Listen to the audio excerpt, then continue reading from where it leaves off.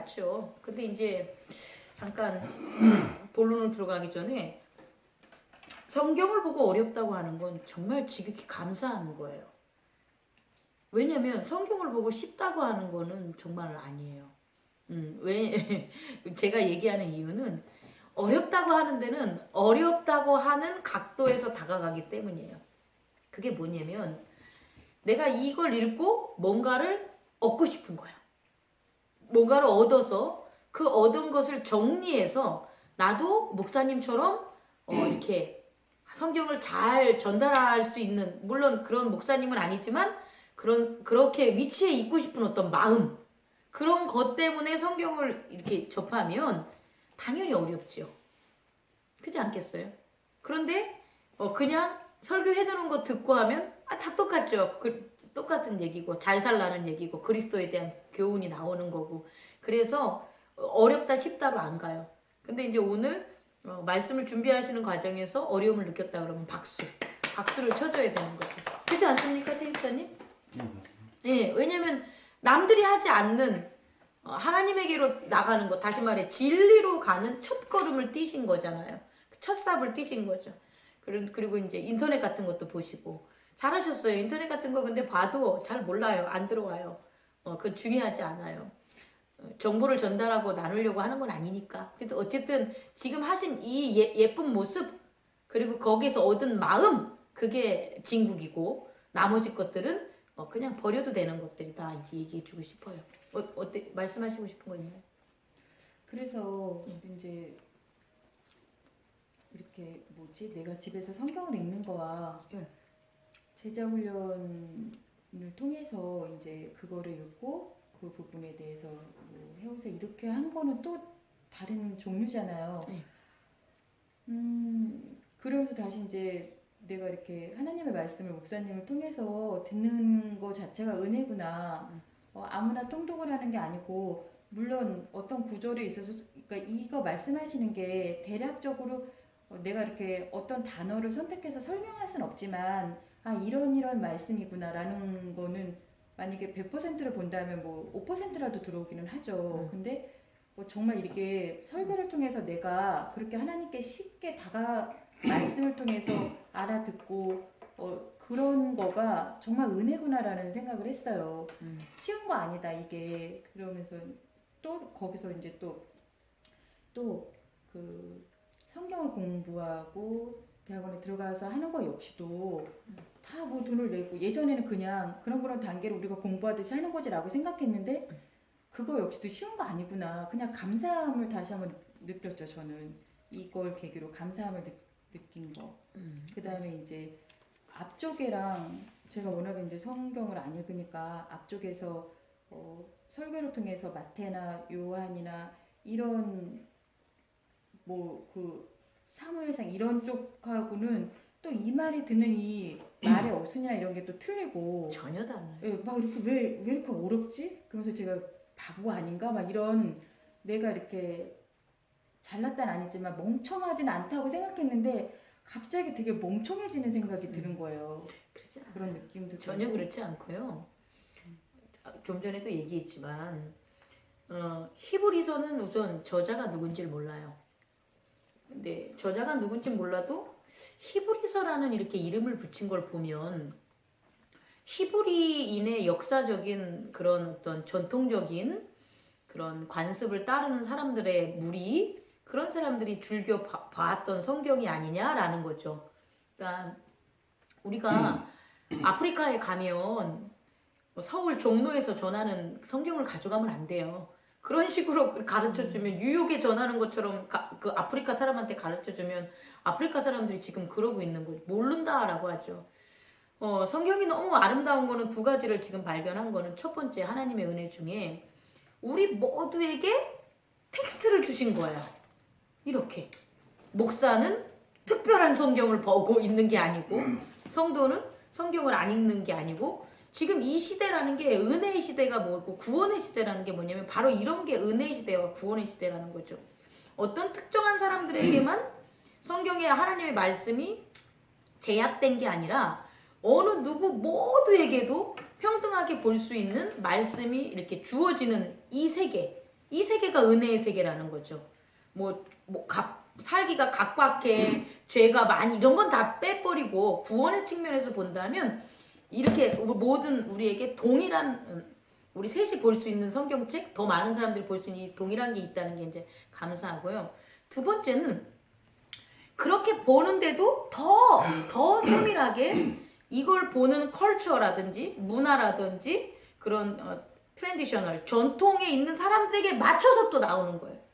지금 이 성경 자체가 아까 서두에도 말했듯이 아프리카 선교사들이 아프리카인들에게 하나님 말씀을 전할 때 우리처럼 이렇게 안 할 거 아니에요. 물론 예배는 동일한 형식으로 드려도 그런데도 그들에게 그와 같은 어떤 다양한 것, 옛날 같았으면 안 주어지죠. 어떻게든 그 중에서 10명 니들 중에서 니네들이 성경 배우고 싶은 놈이 알아서 영어 해석해야 되고 라틴어 해석해야 되고 다시 지네들 언어로 번역해야 되고 막 이렇게 하는 그런 게 필요하잖아요. 근데 그렇지 않고도 할 수 있는 이런 장을 열어줬다라는 게 이제 너무 감사한 거예요. 그런데 이제 오늘 이제 히브리서로 처음으로 들어가면 뭔가 낯선 단어 그러니까 중심적인 내용에서 낯선 단어 2개를 한번 찾아보세요. 낯선 단어. 전체 통시적으로 봐야 돼요. 1장에서 3장까지의 내용 중에서 내가 주일날 예배 드렸을 때 아주 주제적으로 주인공적으로 그렇게 다루지 않은 그 등장하는 그 인물이라고 해야 되나요? 등장인물 두 개가 있어요. 두 부류. 뭘 것 같아요? 예전에 별로 이렇게 듣지 않았던 등장인물. 중요하게.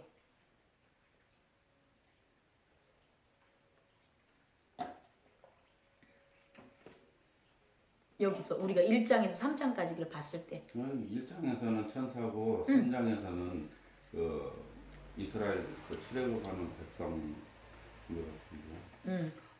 제가 안 다뤄졌던 거는 잘 맞췄어요.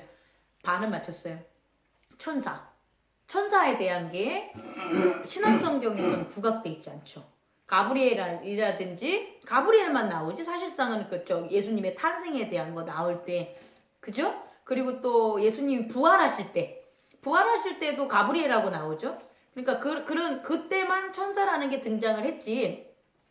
천사의 본질에 대해서, 천사의 특징에 대해서 설명한 건 없었어요. 걔가 주인공이 돼서. 자, 두 번째.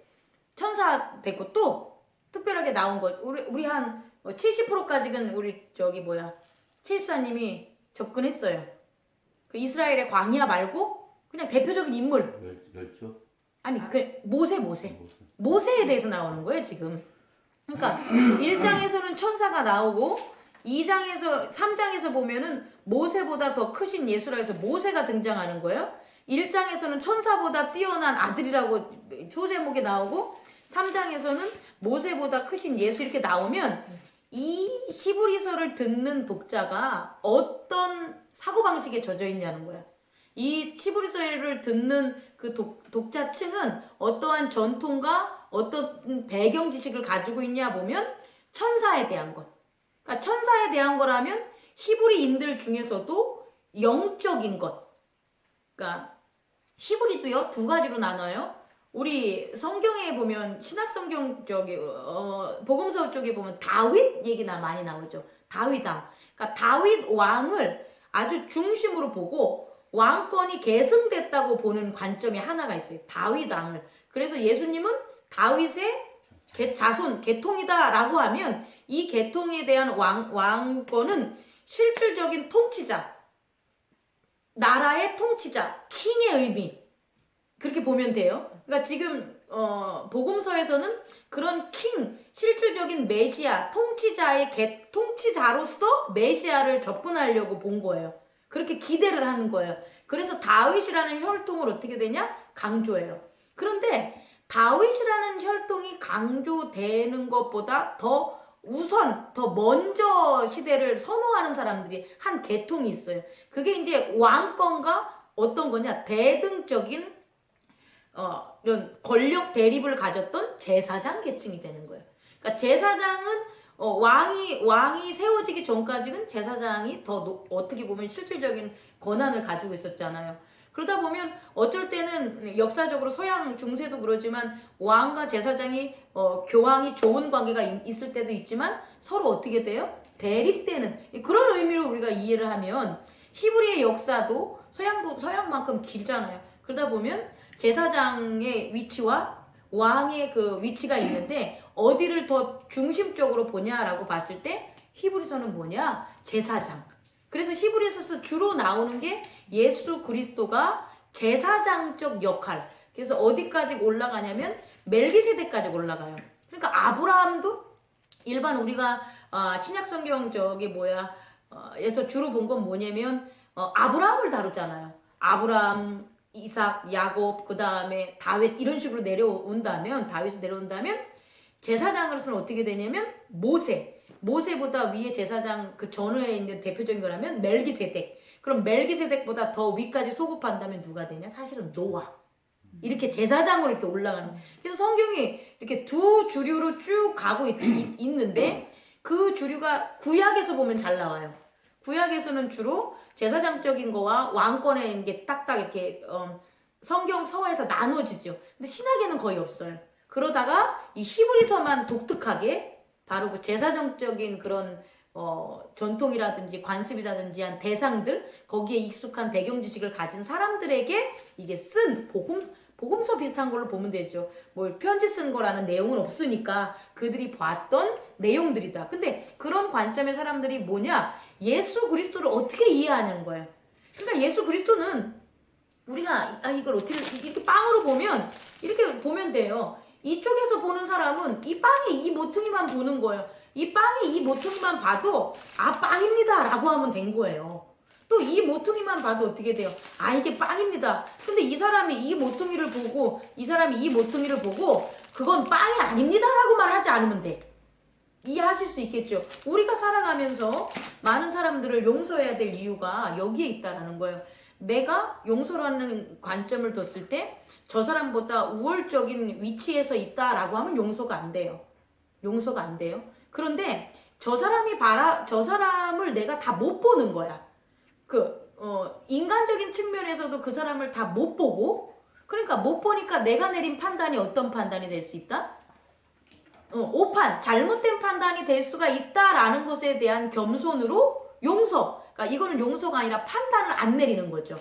판단하지 않고 정죄하지 않는 게 우리의 습관이죠. 그럼 정죄하지 않으면 용서하는 거와 동일한 효과가 있죠. 그런데 하나님적 입장에서 보면 내가 보지 못했던 것을 누가 본다? 하나님이 보시는 거예요.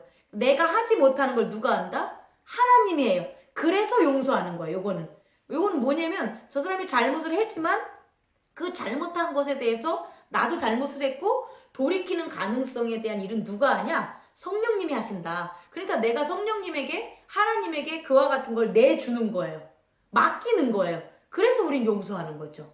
근데 두 가지를 다 못하면 어떤 거냐면 내가 우월해. 내가 이 사람보다 우월해. 그래서 내가 보는 게 이 사람의 다야. 그렇게 생각한다면 내가 보는 게 이 사람의 다야라고 생각한다면 그 사람은 당연히 용서를 할 수 있겠어요? 없겠어요? 못하죠. 또 하나는 하나님께 못 맡긴 사람. 모든 일을 누가 해야 돼? 내가 하는 거예요. 내가 모든 일을 처리한다고 하는 사람은 하나님에게 단 한 번도 어떻게 되냐? 하나님이 그 일을 하시는 거에 대해서 못 맡기게 되니까 하나님의 그 능력을 인정하지 못하는 거죠. 사실 알기만 하는 거지 인정하지 못하니까 사실 안 맡기는 거고요. 그런 사람들은 용서를 못 한다는 거예요. 그러니까 제가 이 얘기를 하는 것은 뭐냐면 이와 같은 우리가 어떠한 행동을 하고 이 세상에서 살아가는 것들에 대한 백그라운드가 있다라는 거예요. 그건 나만의 백그라운드가 아니라 모든 사람들이라는 거죠. 오늘 이 히브리서의 그런 백그라운드를 자 그래서 이 히브리서의 백그라운드가 천사, 모세 그럼 이걸 읽는 사람들이 어떤 사람이라는 걸 알겠죠 이제. 그리고 이제 접근을 하는 거예요. 이 초에는 뭐가 나오냐 배경이 나오니까 자 그럼 이제 1장을 보면 이 사람 왜 1장의 히브리서에서는 왜 예수님이 천사보다 뛰어나냐 천사와 이렇게 비교해가지고 표현했냐 이제 이걸 찾아야죠. 왜 그랬을까요 우선? 일단은 예수 그리스도가 메시아인 것을 이해를 시켜야 되고 그러기 위해서는 하나님의 아들이고 그러고 인해서 또 그로 인해서 창조가 되어졌고 그 모든 만물을 다스리는 그 존재임을 가르쳐 줘야 되기 때문에 그걸 부각시켜야 된다는 그렇죠. 거잖아요. 그렇죠. 그래서 저는 5절을 읽다 보니까 5절의 1장에서는 5절이 가장 저는 마음에 와닿았어요. 물론 이렇게 저는 이렇게 제자 훈련할 때 물론 그거에 대해서 하나하나 이렇게 뜻을 하는 것도 중요하지만 그건 당연히 이제 훈련할 때 이제 찾아봐야 되겠지만 저는 이 저에게 맞는 그 말씀을 집어서 그 내가 받는 은혜가 뭔가를 이제 저는 그거를 이제 앞으로는 계속 저는 그렇게 나갈 겁니다. 그런데 저는 했었을 때 5절 한번 읽어볼게요. 하나님께서 어느 때 천사 중 누구에게 너는 내 아들이라 오늘 내가 너를 낳았다 하셨으며 또다시 나는 그에게 아버지가 되고 그는 내게 아들이 되리라 하셨느냐라고 해서 이건 완전히 선포잖아요. 뭐 이해를 구할 필요도 없고 너는 내 사랑하는 아들이라 그리고 내가 보낸 아들이라 그리고 나와 일심동체가 되는 메시아고 구세주라는 걸 딱 못을 박았단 말이에요. 그래서 저는 이게 일장의 모든 그렇죠. 포인트라고 생각해요. 예. 맞아요. 이제 포인트예요. 이게 진짜 포인트인데 그 포인트를 우리가 알잖아요. 근데 그 포인트를 좀 더 어떻게 되냐? 좀 더 이펙트 있고 그레이트하게 만들려면 배경을 좀 이해하자라는 게 제 주장이죠. 근데 뭐냐면 이런 거죠.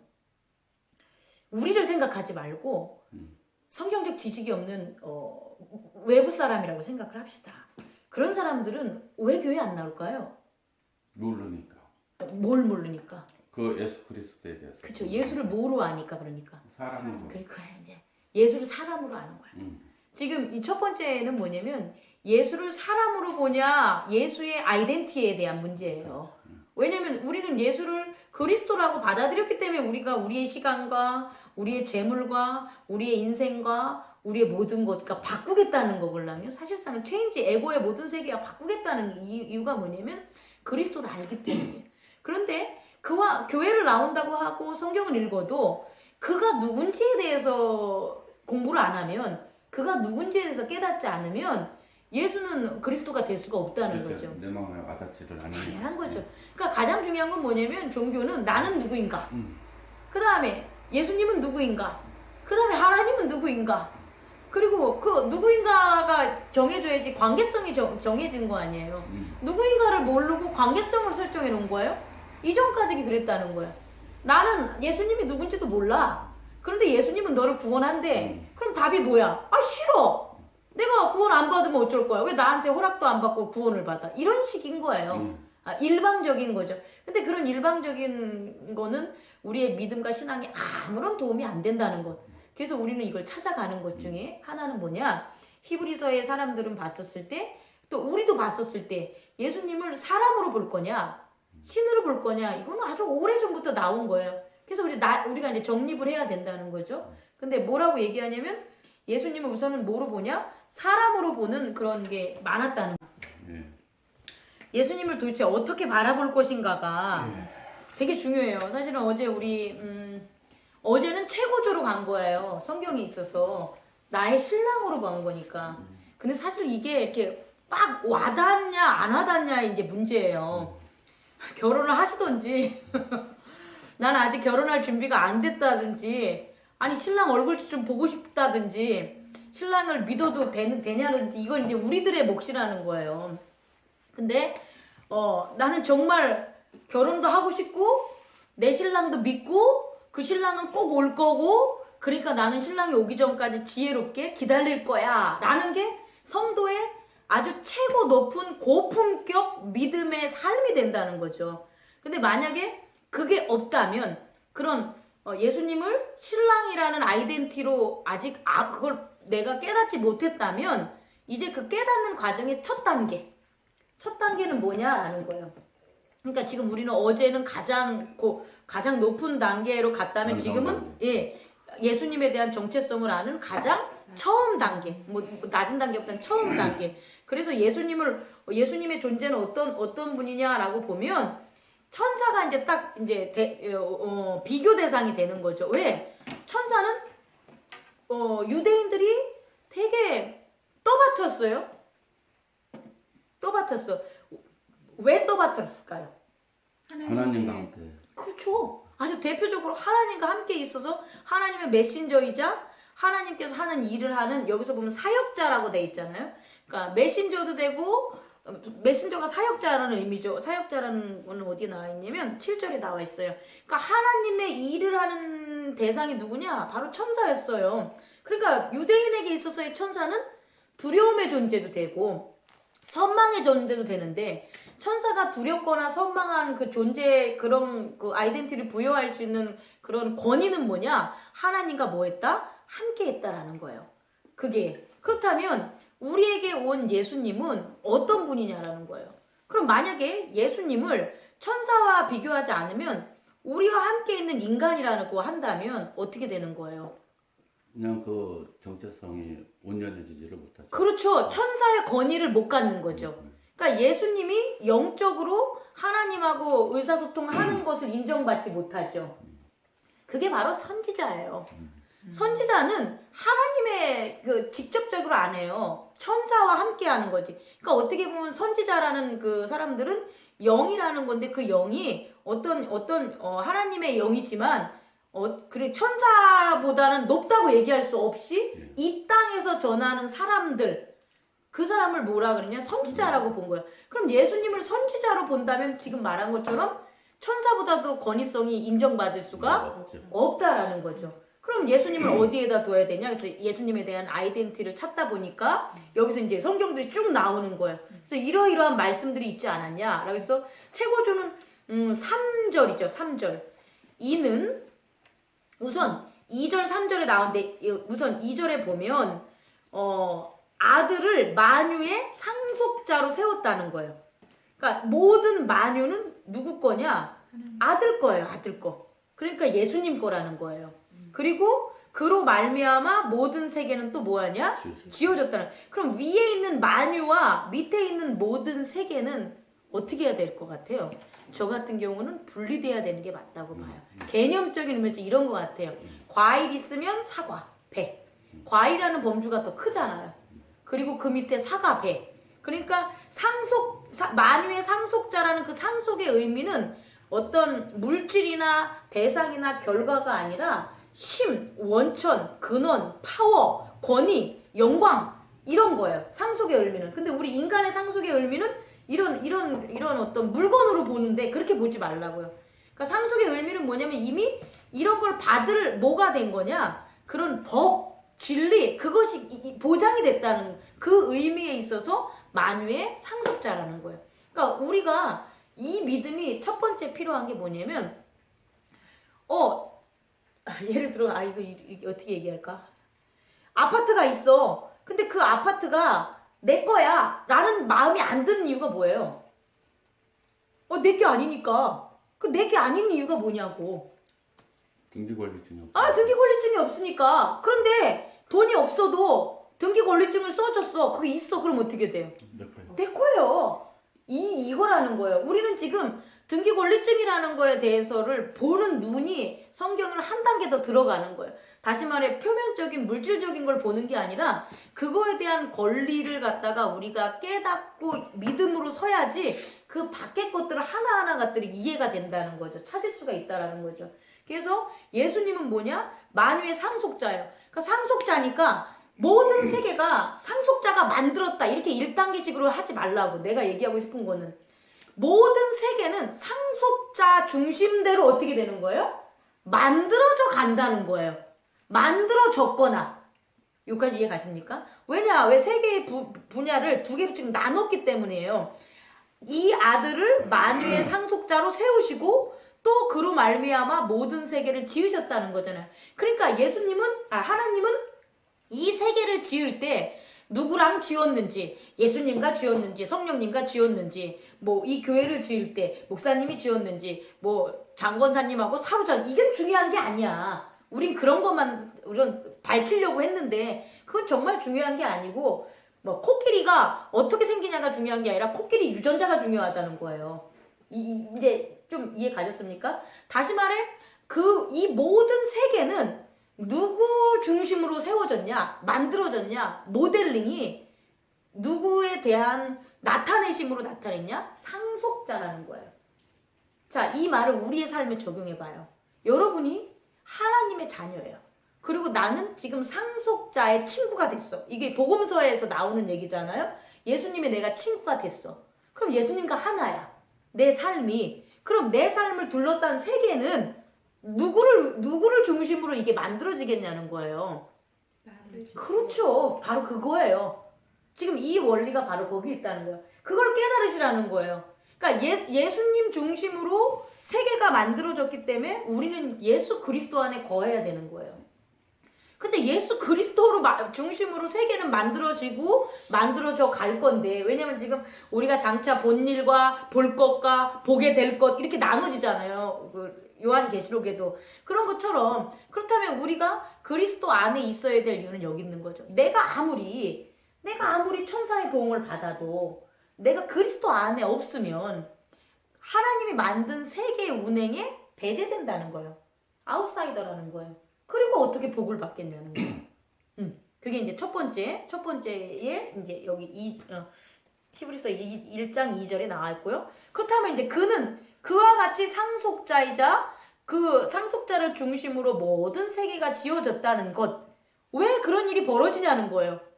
도대체 왜 예수님이 상속자가 됐고, 그죠? 예수 그리스도가 그 예수 그리스도를 중심으로 해서 모든 세계는 만들어져 가고 있냐? 그거예요.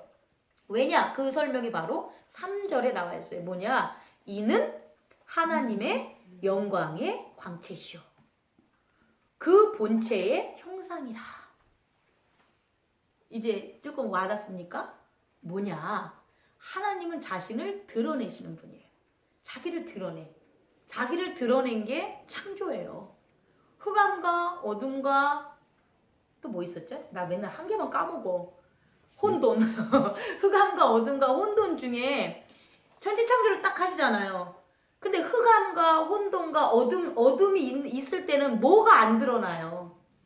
하나님이 안 드러나신다는 거예요. 그 운행을 해도, 천지가 창조가 안 되면 그 흑암 속을 하나님이 운행을 해도 그거를 갖다 하나님을 보는 사람이 있어요, 없어요? 없죠. 그러면 이건 다른 신학자들은 얘기 안 한 거야. 하나님의 자기 계시의 최초는 뭐냐, 퍼스트는 뭐냐라고 보면 저는 창조라고 보는 거죠. 그러니까 나 여기 있어, 짠! 나 하나님이야, 짠! 내가 스스로 드러나는 하나님이야, 짠! 그게 뭐냐는 거죠. 창조라는 거죠. 창조. 그러면 하나님은 스스로 드러내는 분이신데, 그 스스로 드러난 게 보면, 스스로 드러나는, 예를 들어서 이거 어떻게 생각하냐, 이런 맛있는 맛이잖아요. 이 맛이 드러난 게 뭐예요? 커피잖아요. 그럼 이 커피라는 형태가 없으면, 이런 물과 이런 형태가 없으면, 만약에 커피 열매가 요런 거라면 그 맛이 드러나겠어요? 안 나타나겠어요? 안 나타나겠죠. 그럼 얘의 맛이, 이게 커피 열매라고 친다면 얘의 맛이 드러나려면 뭐가 필요한 거예요? 이런 게 필요한 거잖아, 이 커피가. 그죠? 하나님이 있어요. 하나님은 계셔요. 근데 보이진 않아요. 형태도 없으셔요. 우리 인간으로 보면 안 돼요. 근데 이분이 짠 드러나는 거예요. 그래서 이렇게 된 거라는 거예요. 뭐로? 세계 우주라는 걸로. 근데 이 우주라는 건 뭐냐 봤더니 그 우주라는 게 이제 그리스도가 되는 거고 만유의 상속자인데 그분이 뭘 나타내냐? 하나님의 영광의 광채시다. 그 소리예요. 그리고 그 본체의 형상이다. 그러니까 본질이라는, 우리가 지금, 자 보세요. 제가 제 성격이 있을 거 아니에요. 제가 뭐 하는지 있을 거 아니에요. 그죠? 그럼 제가 하는 직업과 제 성격과 제 제스처와 제 표정과 이건 뭘 나타내요? 나의 에고를 나타내는 거 아니에요. 그죠? 그건 지금 내가 얼굴을 이런 육체적인 거와 말과 무엇을 해야지만 나타나지. 제가 그냥 미라같이 동동동동 싸져서 얼굴 안 보여. 아무 말 하지 않아. 돌아다니지 않아. 그럼 내 속에 있는 에고가 보여요? 안 보여요? 안 보인다는 거예요.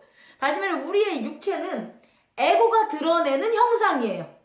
에고가 드러내는 형상. 그리고 육체가 만든 세상은 에고가 자기를 드러내려고 만든 세상. 그럼 제가 지금 교회를 이렇게 해서 목사님이야, 목사야 라고 하면 제 에고는 지금 제가 뭐라고 인정한 거예요. 목사라고 인정을 하고 누구를 드러내려고 하냐? 하나님을 드러내려고 하는 거예요. 그죠? 그게 이렇게 형상으로 나타난 거예요. 그렇다면 하나님은 누구를 통하냐? 바로 예수 그리스도라는 거예요. 근데 예수 그리스도가 오시기 전에는, 이 땅에 이렇게 오시기 전에는 하나님의 형상이 어제 얘기한 것처럼 자연 계시라든지 성경적 계시라든지 선지자라든지 천사들이라든지 성령이라든지 이런 쪽에서 또 하나님이 직접 구약에서는 어떻게 돼요? 아브라함을 만났듯이 그래서 나타나시는 거예요. 근데 그게 전체를 나타낼 수 있냐 없냐라는 거예요. 없다라는 거예요. 그 본체를 나타내기에는 너무나 거짓으로 우리가 이해를 한다는 거예요. 하나님이 실제적으로 이스라엘 백성에게 나타나셨죠. 출애굽기에서 회막과 장막에 그렇게 나타내서 불기둥, 물기둥으로 그렇게 도움을 했는데도 바라보는 육체의 에고를 가진 인간들은 하나님을 어떻게 하냐? 잘못 판단하고 오해하고 모세 말을 안 듣고 불순종하고 그렇게 살았다는 거예요. 그러니까 온전하신 하나님이 어떠한 것으로 계속 드러난 건 끊임없이 드러났지만 그것을 받아들이고 온전한 하나님과 하나가 되려는 인간의 관계에서는 실패했다, 성공했다. 실패했다라는 거예요. 그런데 예수 그리스도는 바로 뭐냐? 바로 이 영광의 광채, 온전한 하나님의 본체와 영광의 광채를 뭐한 분이다? 드러낸 분이다. 그 소리라는 거예요. 지금 그 얘기를 하고 싶은 거예요. 그래서 그의 능력의 말씀으로는 만물을 붙드시며 그러니까 그의 능력의 말씀, 그의 진리가 되겠죠. 말씀은 진리라는 거죠. 야, 해는 동쪽에서 떠서 서쪽으로 져. 이거 진리 아니죠. 그동안 진리인 줄 알았죠. 하지만 우리가 볼 때나 그런 거지. 서쪽에서 해서 동쪽으로 이렇게 도는 거죠. 반대적으로 천동설과 자동설의 차이겠죠. 그죠? 그런 거라는 거예요. 그러니까 여기서 뭐냐면 그런데 예수님께서 오셔서 하나님 나라를 들려주신 그 말씀은 참이라는 거예요. 참이기 때문에 만물을 붙드실 수 있는 만물의 법칙을 다 할 수 있다라는 거죠. 그리고 또 하나는 두 번째는 뭐냐? 죄를 정결하게 하는 일을 하시고 그러니까 두 가지예요. 예수님이 이 땅에 오셔서 한 건 뭐라고 한다면 능력의 말씀으로 하나님 나라를 전했다는 거예요. 다시 말해 진리를 전했다는 거죠. 그러니까 그동안의 선지자들은 진리를 못 전했다는 거예요. 부분적으로 전했다는 거예요. 혹은 완전하지 못했다는 거예요. 하지만 예수님은 어떻게 전했냐? 하나님의 본체이시고 그 형상으로 나타냈기 때문에 다 뭐했다? 온전히 말씀으로 전했다는 거예요. 그리고 두 번째는 뭐냐? 죄를 정결하게 했다는 거예요. 어떠한 선지자들도 천사들도 못하는 일이 있다는 거예요. 그게 뭐냐? 죄를 정결하게 하지 못했다는 거예요. 죄를 정결하지 못했다는 건 두 가지 의미예요. 하나는 죄를 짓지 못하게 하는 율법적인 것들을 가르치지 못했다는 거죠. 거기서 실패했다는 거죠. 왜? 죄를 진 사람이 있으니까. 두 번째는 죄를 졌어. 그렇죠. 그 죄를 진 것을 사해야 돼. 사하는 건요. 내가 사하는 게 아니라 나는 봐봐요. 오 선생님 죄 사해줬어요. 제가. 근데 오 선생님이 아니야. 나는 못 믿어. 난 아직 죄인이야. 나는 내가 만약에 500만 원을 꽂았어. 근데 나는 500만 원 갚지 마. 이래서 나는 자유를 줬는데 우리 오 선생님이 아니야. 나는 갚을 거야. 아, 목사님 볼 때마다 힘들어. 500만 원. 이런다면 내가 사해줄 의미가 없잖아요. 그러니까 정말 죄사함은 뭐냐면 사해준 것을 알고 깨닫는 거야. 그래서 내가 죄가 없다라는 걸 누가? 죄 지은 자가 깨닫는 거예요. 그게 정말 죄사함, 정결한 죄사함이라는 거예요. 이해하셨죠? 그러니까 이 두 가지를 그동안의 천사나 선지자들은 했다 못했다? 못했다는 거예요. 그런데 이분은 이걸 했어요. 근데 이게 되게 중요한 게 뭐냐면 두 개가 다 능력의 말씀과 죄를 정결하게 하는 일, 이 두 가지가 누구와 관계가 되냐? 하나님께로 나아가는 길인 거예요. 어제의 설교를 이렇게 응용을 한다면 예복인 거예요. 예복이 뭐냐? 도대체 이 사람들은 왜 회개를 안 했냐? 아니 뭐 회개하기 싫어서 안 하는 거 아니잖아. 교회 50년 나왔는데 맨날 목사님들이 하는 얘기가 회개하라는 거잖아요. 근데 왜 회개 안 했냐고. 아니 회개할 줄 모르니까 못 하는 거지. 아니 뭐 기도하고 말씀 읽고 막 하면 회개할 거야. 아, 그 사람들이 안 했겠어요? 50년 다니면서? 안 그래요, 최 집사님? 다 해봤겠죠? 근데 또 죄에 빠져 있다면 그 사람들은 그렇게 했는데도 된 거예요? 안 된 거예요? 안 된 거예요. 회개가 안 된다니까. 예복이 그렇게 입으라 그래서 입혀지는 게 아니라니까요. 그건 본인 스스로 진리로 걸어가지 않으면 안 돼요. 예수 그리스도 안으로 푹 가가지고 나중에는 하나가 돼서 앉지 않으면 그전에는 절대 일어나지 않는 거예요. 그럼 지금 말한 두 가지 능력의 말씀, 그러니까 하나님 나라를 전하는 그 진리의 말씀, 그죠? 거기에는 하나님이 어떤 분이고 내가 어떤 분이고 니들이 어떤 사람이고 어떤 거야 라는 사랑에 대한 말씀이 되겠죠. 그리고 두 번째 뭐냐? 죄를 정결하게 하는 일. 그거에 대해서 뭔가 솔루션이 있는 거예요. 죄를 정결하게 하는 일. 죄를 정결하게 하는 일이 뭐였을까요? 예수님이 우리에게 가르쳐 준 것 중에. 많죠. 그러니까 그 거룩, 죄를 똑같은 말인데 예수님이 실질적으로 만나는 사람들에게 다 얘기를 해줬어요. 죄를 다스리라. 그건 구약에서 나오는 거. 죄를 다스리라. 용서해라. 용서해라. 사랑해라. 나를 따르라. 그죠? 독사의 자식들아, 니들 잘못됐어. 이것도 마찬가지예요. 어제 사두개인들한테 얘기했잖아요. 잘 설명했잖아요. 그건 사두개인들도 뭐 하자는 거예요? 돌이키라는 소리걸랑요. 그러니까 사두개인들의 죄에서 어떻게 되는 거예요? 벗어나게 하는 길들을, 그 죄에서 정결하게 하는 일들을 어떻게 되는 거냐? 가르쳐 주신 거예요. 그렇기 때문에 뭐냐? 천사보다도 어떻게 됐다? 뛰어나다는 거예요. 그리고 천사보다 뛰어난 것들은 우리 이제 최 집사님이 지적했지만 내 아들이다. 내 아들이라고 누가 얘기를 했냐는 거예요. 모든 사람 중에 하나님께서 내 아들이라고, 천사 보고 내 아들이라고 했냐? 뭐 하나님이 안 지은 게 뭐가 있겠어요? 천사도 지으시고 만물도 지으시고 뭐 우주도 지으시고 다 지었는데 그들한테는 내 아들이야라고 안 하고 예수님한테는 내 아들이야라고 했다면 그 아들이야라고 한 이유가 뭐냐는 거죠. 형상과 모양대로 지어서 그래요. 하여튼 모든 걸 다 주는 거예요. 하나님은 아예 자기가 드러내면서 내가 통치할 거야가 아니라니까. 그건 인간들의 세계에서나 내가 왕이니까 통치할 게가 들어가는 거고 그 통치할 거가 보이지 않아요. 그러니까 보이지 않는 그 하나님의 본체는 안 보이는데 그걸 드러내서 본체를 그대로 왜곡되지 않고 드러내는 건 결국은 그게 뭐가 되냐? 상속자가 된다는 거예요. 우리도 결국은 그 단계로 가는 거예요. 예수님이 우리한테 그걸 똑같이 보여주는 거예요.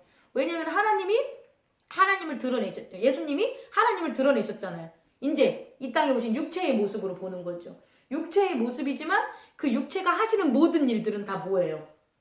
하나님의 본체를 드러내신 거잖아요. 그리고 하나님 나라만 전했잖아요. 우리도 마찬가지라는 거죠. 우리도 하나님 나라를 전해야 돼요. 근데 착각하는 것 중에 하나가 뭐냐면 하나님 나라 전하면 뭐 빵 안 먹어요? 하나님 뭐 나라 가면 뭐 일도 하지 말라는 거야? 하나님 나라만 전하면 뭐 예를 들어가지고 잠도 자지 말고 뭐 성경책만 읽으라는 거야? 이렇게만 판단하는데 그게 아니고 빵을 먹어도 하나님 안에서 먹으라는 거예요.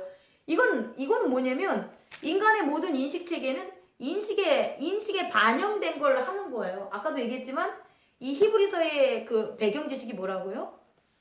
모세, 다윗 계통이 아니라 모세라든지 천사라든지 이런 전통적인 거잖아요. 그거에 비춰서 모든 걸 다 뭐예요?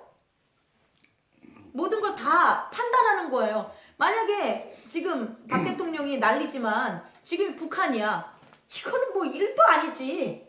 북한 사람들 데모하겠어?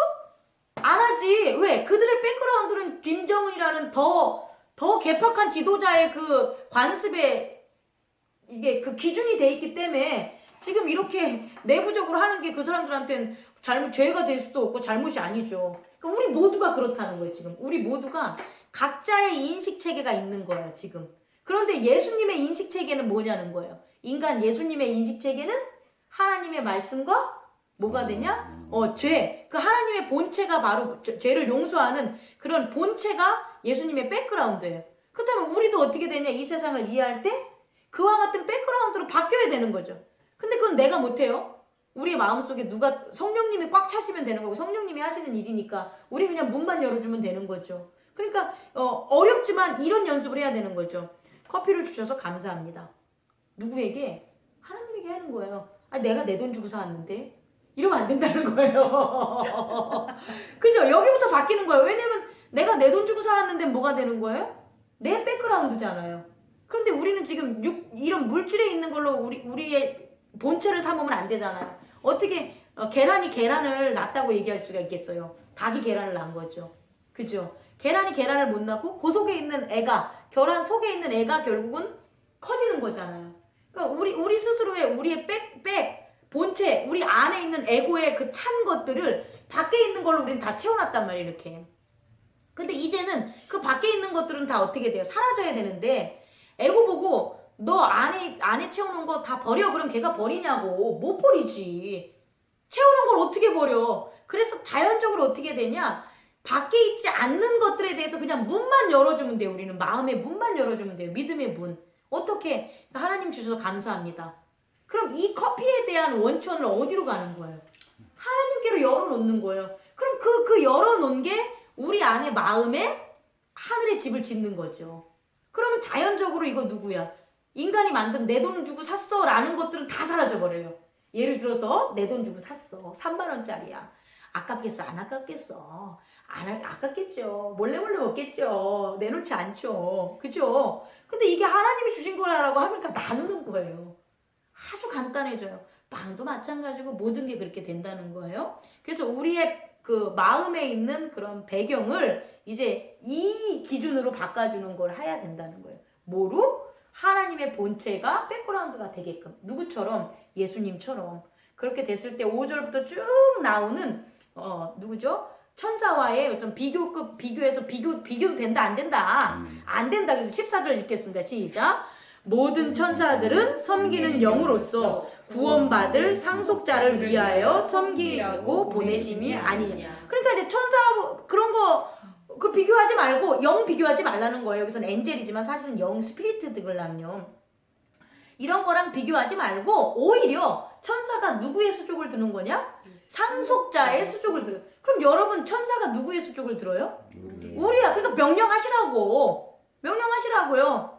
엔젤, 천사 그러면 나 뜨겁잖아. 우리가 좀 익숙하지가 않잖아. 천사 그러면 그러니까 언어가 되게 중요해요. 어제도 얘기했지만 제가 여잔데 아들을 용서해 주십시오. 이 말이 안 나온다니까. 저는 하나님의 아들입니다. 이게 인간 육체가 가진 그런 관습 체계 속에서 나오는 거예요. 하지만 그게 좀 거시기하다면 영어로 바뀌어. 영어로 바뀌면 조금 우리가 완화될 수가 있어요. 그래서 예를 들어가지고 야 천사야 내 말 좀 들어라. 그럼 옆에 사람이 들으면 이게 미쳤다고 할 것 같으니까 그러지 마시고 뭐라고 하냐면 엔젤 기도하고 엔젤 저기 가서 저런 일 해결해봐. 악한 거랑 싸워봐. 정말 못되고 악하지 않았겠어? 뭐 이런 얘기를 해도 된다는 거야. 왜냐? 그게 다 누구의 명령을 들으냐? 우리들. 우린 지금 상속받았잖아요. 누구? 예수 그리스도 하나니까. 그걸 자꾸 내가 일상생활에서 어떻게 해야 되냐? 실천해야 되는 거예요. 제가 그랬다니까요. 산에 나무 캐러 갈 때 삽 하나 들고 가면서 야, 온 땅아, 산들아 내가 우리 성도들 하나님 찾아오는 사람들 뒤에 예쁘게 해주고 싶으니까 좋은 나무나 좀 내놔라. 이러고 간다니까. 그리고 내놔 쭉 가. 저기서 보인다니까. 캐면 어떻게 캐요? 캐면 감사합니다 하고 캐죠. 이거 세상적 눈으로 보면 절도야. 산속에서. 그지 않겠습니까? 그죠? 그러니까 저는 여러분들이 좀 이렇게 유쾌하고 행복하게 그런 관점으로 사셨다는 거예요. 오직 했으면 예수님은 무화과 나무한테도 했잖아요. 이놈의 새끼. 네가 왜 열매를 안 열려라. 내가 먹고 싶은데 이거예요. 거기 더 이상 해석 없어. 그리고 그것에 비유해서 그 바리새인들에 대한 경계를 삼은 거지. 실제적으로 예수님은 파도, 물결을 다스리고 또 먹는 것, 빵, 양식 또 좀 아까 얘기한 거 뭐 있죠? 제가 무화과 나무 이 모든 것들이 다 뭐예요? 자기 거야. 왜? 난 상속자니까. 그거를 난 상속자니까라는 증서가 아니라 그한 능력과 믿음과 권위를 스스로 뭐 한 거예요? 믿은 거죠. 그렇게 살아가기 때문에 이 땅에서 십자가로 가실 수 있었던 거지. 그렇지 않고는 많은 사람들이 피하는 것처럼 십자가 안 지면 안 돼요 이러는 거죠. 되게 힘이 있어요. 군중이 있어요. 하나님께서 보는 능력이 있어요. 근데 내가 왜 십자가를 져요? 그냥 제 생각에는요. 그냥 제가 몇 년 왕으로 세웠다가 저 12제자나 한 120명 더 세워가지고 잘 교육시켜가지고 행정직 다 맞춰놓고 그냥 왕권 만들면 될 것 같아요. 이런 사람들밖에 더 되겠냐는 거예요. 그러니까 인류를 구원할 수가 없었겠죠. 하지만 예수님은 이 에고가 차였던 게 아니라 성령으로 그 본인 자체가 상속자라는 그와 같은 아이덴티티 속에 성령으로 계셨기 때문에 결국은 어떻게 되냐? 그 일을 하신 거죠. 그렇다면 우리도 뭐 한다? 할 수 있다라는 거예요. 왜? 예수님이 보증해 주셨으니까. 그래서 우리가 내가 하는 건 아니에요. 에고는 아무것도 못해요. 지금 우리의 참나는 에고에 가려져 있어가지고 에고가 죽지 않는 이상은 참나가 드러날 수가 없어요. 그러니까 에고를 육체를 가진 지금의 세계에서는 에고를 인정할 수밖에 없고 그 에고에게 아무것도 하지 말라고 하는 거예요. 에고가 자꾸 뭔가를 하면 안 돼요. 그게 종교적인 거라도 하면 안 돼요. 뭔가 막 성경을 막 가르쳐가지고 유명하게 돼야지. 뭐 교회를 크게 져가지고 유명하게 돼야지. 이런 에고가 이런 짓 하려는 걸 하면 안 된다고. 그건 에고를 드러내는 일이니까. 단 뭐를 해야 되냐면 성경을 잘 이렇게 보는 그런 교회가 될 수 있도록 이제 제가 목사로서 절제하고 목사로서 기회의 장을 마련하겠습니다. 이것까지만 하라는 거예요. 그럼 성령 이 뒷부분은 뭐가 되냐? 성령님이 해주십시오. 그래서 문을 열어놓는 거죠. 그럼 성령님이 지금 여러분들이 이끄시는 거예요. 제가 이끄는 게 아니라 뭐 오지 말라고 하고 오라고 하고 이런 거 아니잖아요. 그렇게 우리도 해야 된다는 거죠. 그런 것. 그래서 이제 첫 번째는 그런 거고요. 이 장에는 뭐냐면 쭉 가면 이제는 형제와 같이 되신 우리 이제 예수님에 대한 게 나오는데 예수님이 1장에서는 천사랑 비교해서 천사보다 높다고 했는데 천사보다 높은데 문제점이 제기가 되는 거예요. 뭐냐? 왜 죽냐는 거예요. 천사는 안 죽잖아요. 영적인 존재인데 왜 천사보다 높은 분이 왜 죽냐는 거예요. 그거에 대한 설명이 2장에 나와 있는 거예요. 잠시 여기서 뭐라고 나와 있냐면 8절에 함께 읽어봅시다. 시작. 만물을 그 발 아래 복종하게 하셨으니 만물이 그에게 복종하게 하셨은즉 복종하지 않는 것이 하나도 없어야 하겠으나 지금 우리가 만물이 아직 그에게 복종하고 있는 것을 보지 못하고 만물이 복종하고 있는 걸 못 본 거예요. 이건 뭐냐면 육신의 모습으로 오게 될 아주 잠깐의 텀이 있어요. 그게 예수님도 얘기해요. 내가 잠시 너희를 떠난다는 말이에요. 이 잠시 떠난다는 말은 뭐냐면 사실은 사망하시는 거죠. 죽어서 음부로 내려가셨다가 다시 부활하시는 그 짧은 그 3일을 예수님은 항상 그렇게 얘기를 하는 거예요. 잠시 떠났지만 나는 너희랑 같이 있는 거예요. 그러니까 그때 빼놓고는 온 우리와 항상 늘 뭐 하는 거예요? 함께 하시는데 그때만은 못 한다는 거예요. 왜? 그때는 어딜 가야 되냐? 사망의 세계를 가야 돼요. 근데 이 사망의 세계는 누구의 세계냐? 어둠의 세계예요. 천지를 창조했을 때 물러갔던 그 마지막 혼돈과 어둠 걔네들의 있는 그런 곳, 걔네들의 영향력이 있는 곳, 그게 있다라는 거죠. 거기에 내려가셔서 무엇을 하냐? 본인이 하나님의 광채를 뭐 하는 거예요? 밝힌 거예요. 그럼 사망은 더 이상 어떻게 되는 거냐? 그의 위력을 갖는다, 못 갖는다? 못 갖는 그 시간을 바로 2장에서는 얘기하고 있는 거예요. 그러니까 우리 구절을 보면 오직 우리가 천사보다 잠시 동안은 못하게 하심을 입은 자 곧 죽음의 고난을 받으심으로 말미암아 영광과 존귀의 관을 쓰신 예수를 보니 이를 행하심은 하나님의 은혜로 말미암아 모든 사람을 위하여 죽음을 맛보려 함이라.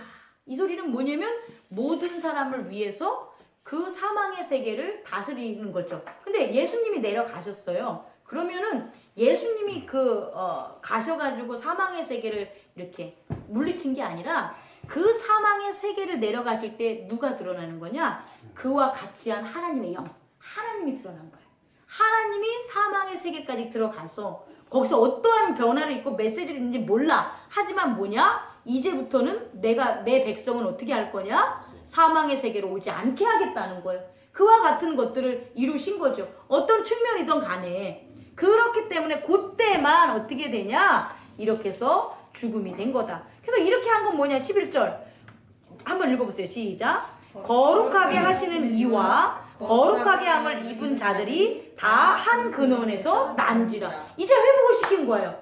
뭐냐? 거룩하게 하시는 이는 예수 그리스도가 되고 거룩하게 함을 입는 자들은 우리가 되는데 이제 이와 같은 일을 통해서 이 모든 게 누구다? 하나님으로 말미암아 만들어졌다. 천지가 창조됐다. 모든 것의 근원은 하나님이다 라는 게 어떻게 된다? 드러난다 라는 것. 그것이 바로 2절의 포인트가 되는 거예요. 그리고 이 포인트가 다른 종교에서 찾지 못하는 거예요. 다른 종교는요, 이렇게 안 가르쳐요. 봐요. 지옥이 있어요. 여기 지옥 있어. 그럼 인과응보사상에 의해서 죄를 졌어. 그럼 지옥에 가는 거야. 끝! 여기가 천국이야? 그러면 천상계야? 그러면 인과응보 그 강행에서 내가 보살 행위를 해가지고 선을 많이 쌓았어. 그럼 여기 가는 거야. 끝! 체인지가 없어, 체인지가. 이 세계를 변화시키는 게 아니라는 거예요. 그런데 예수님은 뭐냐면 하나님은 얘가 가는 게 얘가 구원을 스스로 못 받는 거예요. 얘가 여기도 갈 수 있고 여기도 가니까. 그러니까 어떻게 돼? 얘를 변화시키는 거예요. 이 세계를 변화시키는 거예요. 사망의 세계를 변화시킨 거예요. 그래서 우리에게 구원이 있는 거예요. 어느 종교가 이 아름다운 이 완벽한 구원을 가르치냐는 거예요. 기독교 외엔 없어요. 그래서 예수 그리스도라는 거예요. 어느 누가 부처가 석가모니가 제자들을 위해서 죽었어요? 예? 옆집에 뭐 하다못해 자기 자식을 위해서 죽었어요? 부모를 위해서 죽었어요? 아니에요. 인도에 어떤 철학하는 사람들이라든지 수도승리에 있다고 치면 그들이 자기 자식을 위해 죽었어요? 아니야. 아무도 전혀 어떤 종교도 어떤 신도 어떠한 것도 누구를 위해서 자기를 희생하는 건 없어요. 그게 답이니까. 그게 정답이니까. 그것이 바로 세상이 어둠이 있었던 아주 뒤통수, 어둠의 핵심적인 치명타. 그게 바로 뭐냐? 에고, 너는 죽지 못하는 거야. 내가 만든 게 뭔데? 스스로 존재하는 너를 만들었는데 네가 어떻게 네 스스로 죽냐는 거예요. 그러니까 에고의 세상으로 다 만드는 거지. 스스로 죽는 게 희생하는 게 아니라 자기가 살기 위해서 남을 죽이는 것. 자기가 살기 위해서 세상을 만드는 걸로 만들려는 그 계획이 누구냐? 어둠의 계획이라는 거예요. 근데 이걸 뒤통수 딱 친 게 뭐냐? 아니야. 스스로 자기를 죽임으로 포기하는 사람이 있는 거야. 그걸 감수하는 사람이 있는 거야. 그게 누구냐? 그렇게 한 자에게 하나님은 함께 한다는 걸 보여준 거죠. 그게 예수 그리스도라는 거죠. 그래서 우리한테도 동일한 걸 얘기해 주는 거예요. 그리스도인들이 나 에고를 버리지 않으면 아무런 변화 없어요. 나 에고를 버리는 게 회개예요. 그러니까 나 중심적인 것들, 나 중심적인 걸 버리는 게 바로 회개라는 거죠. 예를 들게요. 언짢아 하시면 안 돼요. 지금부터 듣는 예는 그런 거예요. 무슨 예냐면 장 집사님은 혹시라도 주일날 내가 이제 한 달에 한 번씩 식사를 하는 게 뭐 당연한 거지. 그것도 못해. 그런 마음이 있어요. 있을 수 있어요. 그건 되게 감사하는 마음이고 좋은 거예요. 그런데 또 한쪽에는 뭐냐면 어느 순간 내가 힘들거나 하면 근데 왜 나만 해야 돼? 그런 마음은 없어졌어요. 그런데 마음은 없어졌는데 그게 없어진 게 다시 나온다니까요. 힘들면. 그럼요. 걔가 맞아. 그러니까 우리가 다 없어지고 있으면은 그냥 하늘나라 간다니까. 그럼 얼마나 좋아. 티벳에서 앉아 있어가지고 다른 사람 만나지 않고 저는 밥 안 먹겠습니다. 라고 계속 사는 거야 이렇게. 그럼 쟤 짓겠어 안 짓겠어? 안 짓지. 그냥 천상에서 왔다 갔다 하라고. 자기들이 하는 그 세계에선. 근데 그게 아니라는 거예요. 육체가 살아있는 동안은 아무리 조영기 목사님이 하나님의 성령의 역사를 많이 내. 그때는 진실했을 거야. 난 그렇게 생각해 그때는. 근데 그걸 꾸준히 갔냐? 못 간다는 거예요. 그래서 시험에 드는 거잖아요. 마찬가지예요. 예수님도 이 땅에 오셨을 때 걸어가는 곳곳이 시험이잖아요. 바리새인들과 사두개인들이 곳곳이 쫓아다니면서 이 새끼들을 지랄하잖아요. 시험하고. 그럼 곳곳마다 갈 때 예수님 싸우고 다녔다는 거예요. 아이 더러워. 저 새끼들 다 죽여버리고 빨리 십자가 짊어져야지. 이랬겠냐고 예수님이. 아니잖아요. 그분에게 있는 그렇게 예수님을 죽이려는, 만약에 유대인들이 10년 동안 20년 동안 예수님 그렇게 모의 죽이려고 안 했으면 예수님 계속 살아계세요. 성경 진짜 커져요. 그 많은 거 우리 다 봐야 돼요. 그죠? 그건 그냥 그분의 예수의 모습으로 탄 인생에 대해서 인간적인 예수로서 걸어가는 길이었다면 우리도 그래요. 우리도 50년 살 수도 있고 20년 살 수도 있고 30년 살 수도 있어. 하지만 가는 길에 그 가는 길마다 매번 이 말씀 안에서 이걸 깨닫고 가야 된다는 거죠. 뭐냐? 예수 그리스도는 천사보다 높은 존재고 예수 그리스도가 그렇게 돼서 인정받을 수 있었던 건 뭐냐면 사망에서 어떻게 된 거야? 자기가 희생하는 하나님의 사랑을 드러낸 거야. 그럼 나도 예수처럼 하나님의 사랑을 뭐 해야 돼요? 드러내야 되는 게 항상 내 안에 있는 법 기준이 돼야 돼요. 왜 저 사람만 하고 나만 하고 저 사람은 안 합니까? 라는 내 기준이 사라져야 돼요. 그렇게 됐을 때 우리가 흔들리는 게 없어지는 거지. 그거는 그대로 내버려 두고 자꾸 뭐 물 엎은 다음에는 아이고 엎어서 죄송합니다. 다시는 안 엎을게요. 그럼 또 가다 또 엎으지. 그럼 또 죄송해요. 그러다 한 3번 정도 하면 이제 죄송하다는 말도 안 하지. 계속 반복하니까. 그 반복하는 그 원인이 뭐냐는 거죠. 그 원인은 우리 속에 있는 백그라운드, 다시 말해 기준점, 그것들이 예수 그리스도와 동일하게 하는 것을 잡고 힘들 거야 거부하고 있는 거예요. 거부하지 마세요. 진짜로 빨리 그걸 받아들이면 빨리 변해요. 빨리 거부하자. 물론 그렇게 하는 게 힘들 수 있어도 나는 예수님이 한 것처럼 그 길을 가겠습니다라는 각오만 하고 결단만 내리면 성령님이 계속 이끌어 주신다는 거죠. 그리고 이제 마지막으로 이제 3장에 보면 모세보다 크신 예수 이렇게 돼서 그렇다면 뭐 여기서는 이제 모세가 어떤 제사장적인 측면으로 이제 봐야 되는 거죠. 그러면 5절을 보면 왜냐? 모세는 장래에 말하는 것을 증언하기 위하여 하나님의 온 집에서 종으로 신실했고, 그러니까 모세는 그 장래에 일어나는 것, 즉 하나님의 본체를 드러내기 위해서 하나님의 집에서 종으로 했다는 거니까 그냥 들으면 따르는 걸 했다라는 거예요. 그래서 신실하게 했어요. 근데 6절 보니까 그리스도는 예수가 되는 거죠. 그리스도 예수는 하나님의 집을 맡은 아들로서, 그죠? 그와 같이 하셨으니 우리가 소망의 확신과 자랑의 끝까지 굳게 잡고 있으면 우리는 그의 집이다. 그러니까 우리가 이건 알잖아요. 예를 들어서 여러분들이 교회에 대해서 아직까지도 아직 무엇을 할지 모른다는 건 첫 번째 때가 아닌 거고, 두 번째는 때가 됐는데도 안 하면 내가 이 교회에 내가 세운다는 게 없어져서 그래. 그러니까 내가 행복나눔 교회 세워. 내가 목사라고는 하지 마시고 내가 목회자야. 목회자까지는 내가 봐줄게요. 왜냐하면 목사와 목회는 여러 가지 분야가 있으니까 목회 여러 분야에 담당하는 자야. 성도 뛰어넘어도 좋아. 일반적인 무리로 말하는 성도. 그저께 우리 형수가 기도하는데 신도 얘기 나와가지고 확실히 장로교는 신도고 우리는 성도였구나 해서 잠깐 헷갈렸는데, 그런 거 다 뛰어넘어. 다 뛰어넘고 그냥 나랑 동일하게 그냥 교회 세워서 나갑니다라고 괜찮아요. 주식회사.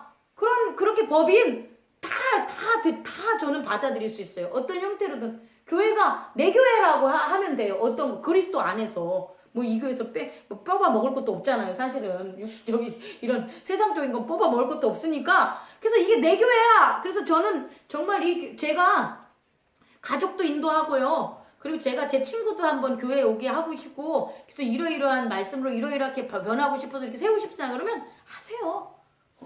대립되지 않는 상황에서 다 같이 모아서 해서 내 교회야 라고 해서 하는 사람과 제가 이것 좀 하십시오. 이제 5년째 우리 교회 섬기는데 이 뭐 안수집사 하셔야 되지 않겠습니까? 장로님 하셔야 되지 않겠습니까? 장로님 되셨는데 저기 피아노 좀 바꿔주셔야 되지 않겠습니까? 형 정말 짜증나지 않으시겠어요? 힘드시지 않겠어요?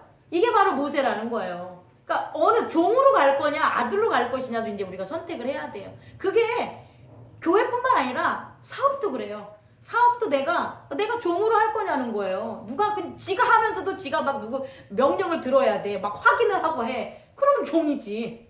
그렇잖아요. 근데 그게 아니야. 내가 나한테 맡겨진 거야. 내가 어떻게 돼도 이렇게 해도 이렇게 해도 열심히 해서 이렇게 될 거야. 그리고 이것에 대해서는 하나님이 있어. 그럼 내가 뭐 해서 하는 거예요? 아들로서. 그래서 내가 뭐 사업이나 가정이나 했을 때 내가 아들로서 내가 주인이라고 생각하고 했으면 희생이 감수가 되지만, 그렇지 않고 저 내년에 다른 교회 청빙 갈 겁니다. 거긴 조금 더 많은데요. 이러면 목사가 인격이 있고 자질 있고 뭐가 있어도 그 백그라운드 내에서 어떻게 되는 거냐? 판단해요. 그래서 더 나은 것들로 가지 못해요. 그래서 우리는 가장 중요한 건 바로 여기 있냐? 모세보다 더 큰 건 뭐냐? 모세는 종의 위치로서 있었지만 예수님은 뭐다? 아들이다. 하나님의 아들로서 나타났다. 그렇다면 우리도 마찬가지로 종의 근성은 버려야죠. 그죠? 종의 근성을 버려야 돼요. 하나님 이렇게 하겠으니까 저 도와주세요. 이런 얘기 하지 마세요. 하나님 뭐 할 테니까 도와주세요. 응? 그 종이야 종. 시키는 대로 해. 그게 아니라 하나님 원하시는 게 뭡니까? 하나님 원하시는 걸 알고 싶습니다. 왜? 하나님의 아들이니까. 아들이 뭐 해야 돼요? 아버지가 하는 걸 알아야 하는 거잖아요. 그죠?